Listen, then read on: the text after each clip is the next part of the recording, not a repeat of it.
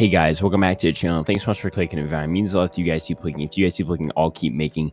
And today we're going to be talking about the winner. I think this was pretty telegraphed. I was actually planning on making this video before the season even ended because it was so obvious that Maryanne was going to win based off of the edit.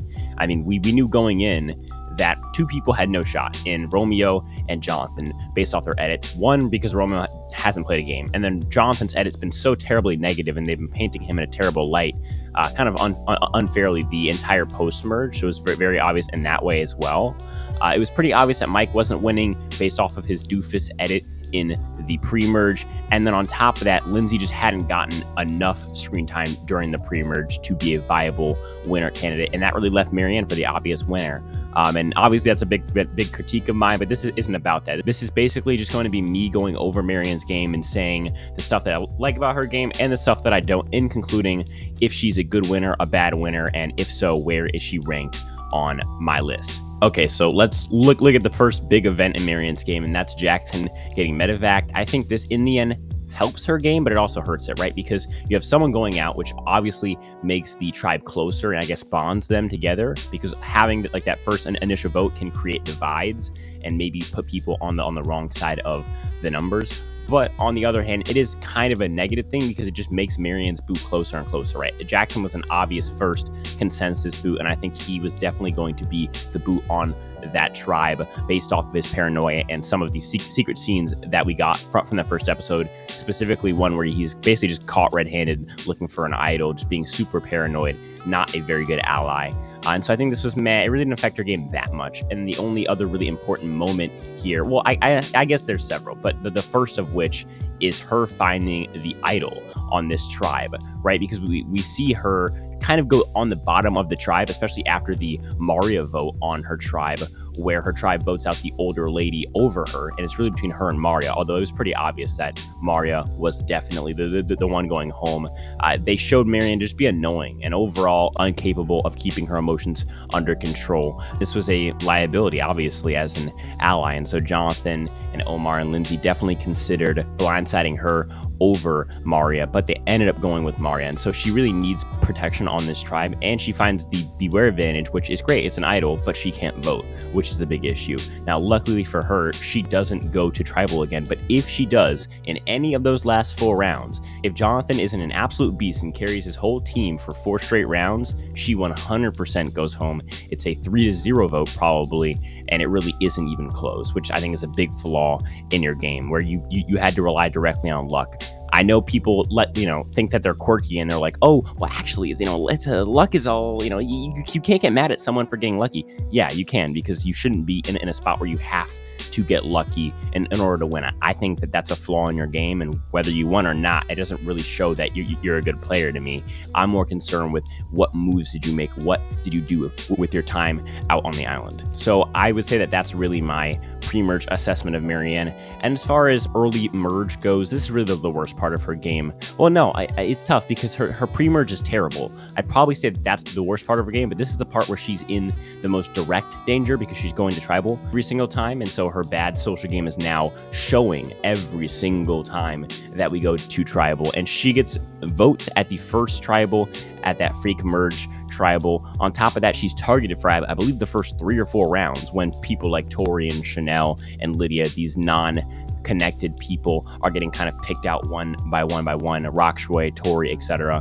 And so I think these people are all getting picked off, and Maryanne is getting votes at most of those tribals and is being targeted at all of those tribals as like kind of a decoy vote, which is interesting, right? Because when they got to the merge, right, and they made this super alliance with people from all of the tribes, the Ika tribe offered up Romeo and Tori as their socially untrustworthy people and people who you guys need to watch out for. The Vati tribe gave up Chanel as their person who is not to be trusted, and the Takus didn't really have anyone not to be trusted, but they outed out Maryanne in that spot, they being Jonathan and Lindsay and Omar as being not necessarily the most reliable ally. And so I think that's bad, right? Like, why is Maryanne the one being targeted out of the Taku tribe when there's a bigger physical threat in Jonathan Jonathan on her tribe, a bigger strategical threat in Omar, and then Lindsay, who's just overall a better player than she is. So it's tough. It's an interesting way to look at things, and I think it does show her lack of game when she's the one being targeted on her tribe,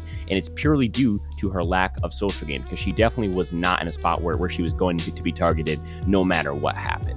And the last part of her game that I'll call like kind of the era, right? I think she has 3 eras. I think she has pre-merge era, she has early merge era, and then she has the end game era, which I'll consider anything from the high boot on. And it's also really the eras for the season as well for me as well, because the season doesn't really kick into gear post-merge until the high boot, right? Because that's where the blind sides start to happen day after day after day.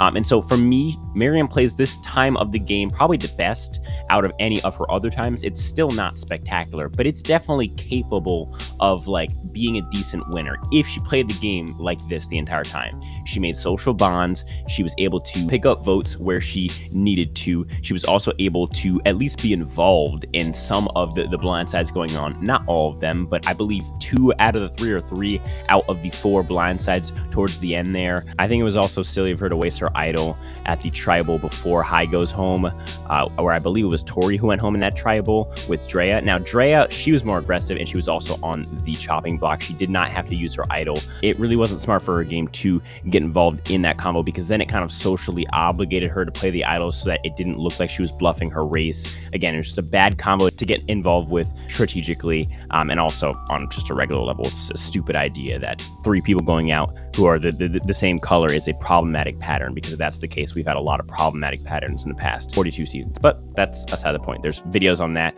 in the top right corner. You can check out Survivor 42 Goes Full Woke. That was a great video on it. Not to mention what a select few are calling the greatest move in Survivor history, which is absolutely laughable, is Maryanne's split move at the final 6, where she uses her extra vote to split the votes 3-2-2. It's a great split. It's a great move. Some could even argue it's a winning move. It's not the best move of all time. That's absolutely ridiculous, and that's actually quite disrespectful to some players who have played the game better and harder than Maryanne has. Moving further down the line, at 4, Maryanne's not in the best spot, right? It's either Maryanne has to win immunity or Romeo has to win immunity. 100%, those are the only 2 options for Maryanne, because if Jonathan wins, he probably takes Romeo, and if Mike wins, he also probably takes Romeo. And so it leaves her in a bad spot, where if Romeo's taken, that means that she's putting fire against the person between Jonathan and Mike that did not win immunity. So she needed Romeo to win it or her to win it. Now, we all know she was never winning that immunity. So really, she had her whole game staked on Romeo winning immunity, which is not a great plan. Again, showing that she needed luck and overall showing flaws in her game, in my personal opinion. And lastly, with Final Tribal, some people are heralding Maryanne's Final Tribal as legendary or one of the best or better than like Todd Herzog's. It's absolutely ridiculous. It was a good Final Tribal Council. It was nothing legendary. And the same goes in the opposite for Mike. People are saying Mike blew Final Tribal. What a horrible and horrendous Final Tribal. He didn't do that bad. Obviously, he could have owned up to him being more aggressive and more assertive and more backstabbing in the game. But besides that, he really did not blow Final Tribal like some people, like for an example, a coach has, where he fully went like, oh, I'm 100% loyal. Whereas Mike did own up to part of his game. And I think that was a good thing. But for me, if I had to rank Maryanne right now as a winner off of just pure gut instinct, I'd put her around 30, probably like 31 maybe. She's not breaking 20s. I think the lowest that I'd ever put her is like maybe bottom, like 6th from the bottom, from the worst winner, and the best that I'd ever put her is like 10th from the bottom. What do you think? What would you rank Maryanne as a winner? Is it 42nd place, the worst winner, or number 1, the best winner of all time? Let me know down in the comments. As always, none of this happens without you guys. Without you guys, I'm sure we're guys spinning a weird microphone. So as always, thank you. And if that's it, I'll talk to you guys in the next one. Peace.